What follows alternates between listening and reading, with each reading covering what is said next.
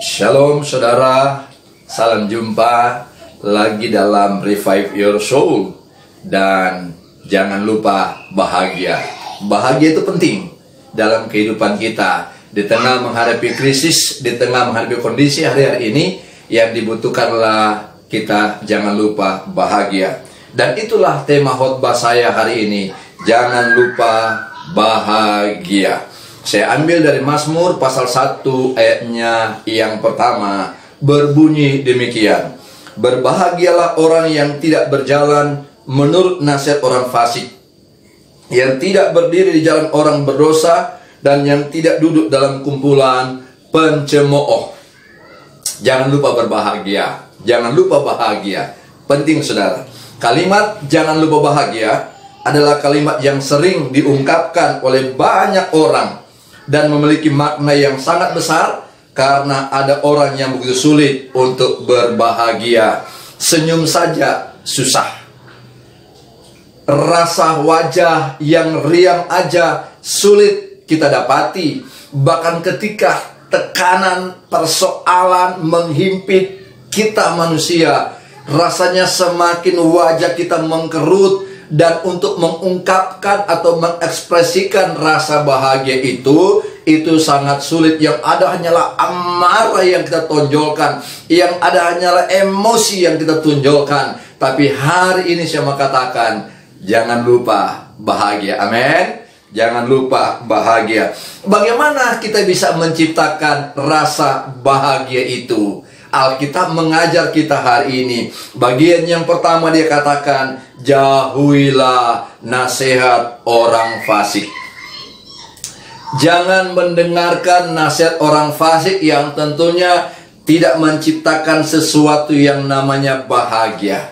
Nasihat orang fasik itu hanya bawa kita kepada kehancuran, membawa kita kepada kegagalan, menjadikan hidup kita semakin hari terpuruk, dan terpuruk. Dan apakah saudara mau tinggal hatimu terganggu, kehidupanmu terganggu, apa yang engkau kerjakan semua terganggu karena kita lebih mendengar nasihat orang fasik daripada kita mendengar sesuatu yang bisa membahagiakan diri kita? Apakah itu firman Tuhan, apakah itu nasihat-nasihat yang bisa membuat, oh ternyata lebih bahagia itu kalau kita mendengarkan firman Tuhan atau nasihat orang-orang yang bijaksana, tentunya bukan orang fasik. Orang yang fasik itu orang yang tidak percaya kepada Allah, yang tidak suka beribadah, lebih senang kepada apa yang disebut. Kita tahu banyak orang senang dengan gosip, banyak orang senang untuk menyalahkan orang lain, bahkan mencari jalannya sendiri tanpa mencari pertolongan Tuhan. Apa itu ibadah? Apa itu doa? Apa itu pujian? Nggak punya hati sama sekali.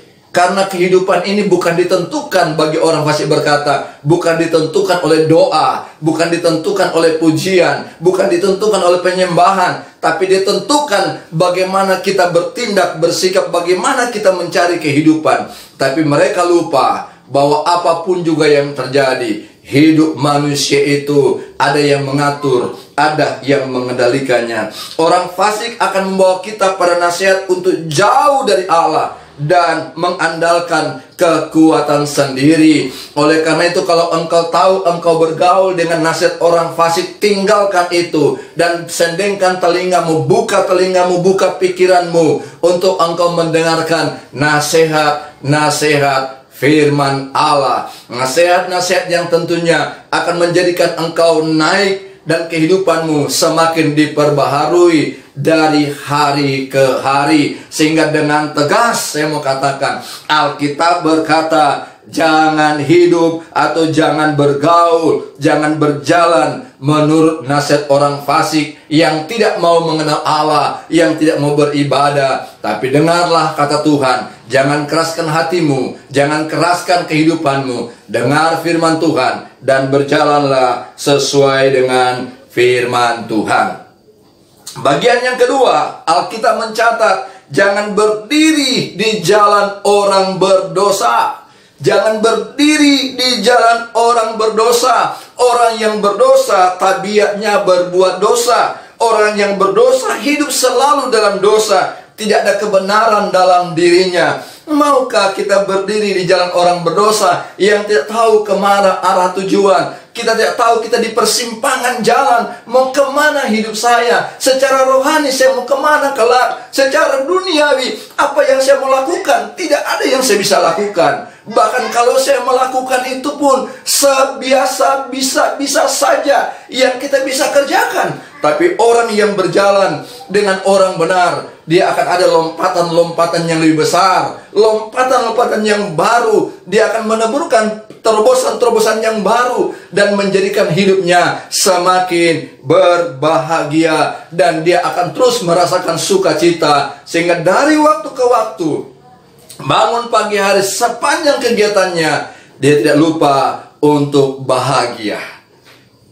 Boleh ada persoalan, boleh ada masalah apapun juga, boleh ada tekanan apapun juga, tapi saya mau katakan, jangan lupa bahagia. Dan caranya, berjalanlah bersama dengan orang benar, bukan dengan orang berdosa. Yang berikut adalah jauhi gosip, pencemooh, mencari kesalahan orang lain, dan mengangkat ini supaya menjadi berita yang hangat, viral. Padahal semuanya mungkin hoax, hanya ingin menjatuhkan orang lain.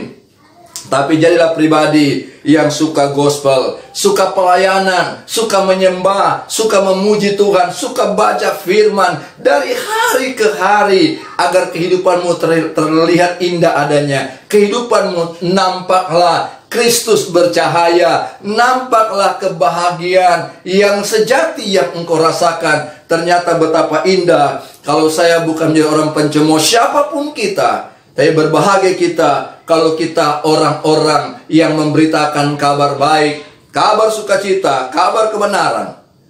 Oleh karena itu, jauhi pikiran, perkataan, perbuatan yang suka gosip, duduk yang tidak punya makna, tapi hanya menceritakan tentang keburukan orang lain, tetanggamu, keluargamu. Tapi kita lihatlah, biarlah kita bicarakan tentang kabar baik bagi orang yang tentunya membangkitkan semangat, membangkitkan iman, dan itu yang Tuhan inginkan. Bicara tentang keburukan kita tinggalkan, tapi bicara tentang kebaikan, inilah yang kita kembangkan dalam kehidupan kita hari-hari. Tinggalkan fitnah, yang suka fitnah, tapi bawalah kehidupan kita untuk berkata, biarlah orang lain boleh bangkit, orang lain boleh merasakan, kita berdampak kepada mereka yang kita ada hidup bersama-sama, bermasyarakat. Dan itu sungguh memberikan dampak yang luar biasa, sehingga Kristus dimuliakan lewat hidup kita, dan orang pun bisa menikmati. Ternyata bahagia itu sederhana, bahagia itu sederhana, tapi kita boleh menikmati itu. Betapa indahnya kalau orang-orang berjalan sesuai dengan firman Tuhan, maka kehidupannya akan terus bahagia. Akhir kata, jangan lupa Bapak Ibu Saudara, jangan lupa bahagia. Tuhan memberkati. Amin.